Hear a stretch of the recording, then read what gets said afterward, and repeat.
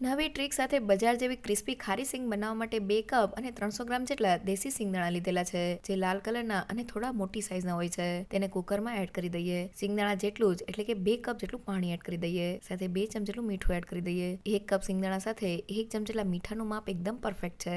પાણી આ રીતના ઉકળવા લાગે એટલે પ્રેશર કુકરનું ઢાંકણ બંધ કરીને મીડિયમ ગેસની ફ્લેમ પર એક વિસલ કરી લઈએ. કુકર ઠરે એટલે સિંગદાણાને જોઈએ તો તેનો દાણો એકદમ સારી રીતે ફૂલી ગયો છે અને તે 80% જેવા કૂક થઈ ગયા છે. આપણે તેને ઓવરકુક નથી કરવાના. તેનું પાણી છાયણાની મદદથી કાઢી લઈએ. હવે જાડા નેપકિન ઉપર સિંગને રાખીને સ્પ્રેડ કરી દઈએ, જેથી તેમાં રહેલું પાણી એબ્ઝોર્બ થઈ જાય. 5 થી 7 મિનિટ પછી પંખા નીચે સિંગ એકદમ કોરી થઈ ગઈ છે, તો તેને શેકવા માટે લોખંડની કડાઈ લીધેલી છે અને અડધા કપ જેટલા મીઠાને સ્પ્રેડ કરી દીધેલું છે. સિંગને એડ કરી દઈએ અને મીડિયમ ટુ લો ગેસની ફ્લેમ પર શેકી લઈએ. શરૂઆતમાં બધું જ મીઠું સિંગ ઉપર ચોટી જાય છે, પણ જેમ આપણી સિંગ શેકાતી જાય છે તેમ તે ક્રિસ્પી થતી જાય છે. 12 થી 15 મિનિટ પછી સિંગના દાણાને જોઈએ તો તેનો ફોતરાનો ભાગ નીકળી જાય છે અને દાણો અંદરથી સેજ ગોલ્ડન બ્રાઉન થઈ ગયો છે.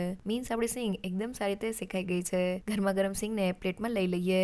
એકદમ બજાર જેવી ક્રિસ્પી ખારી સિંગ તૈયાર છે.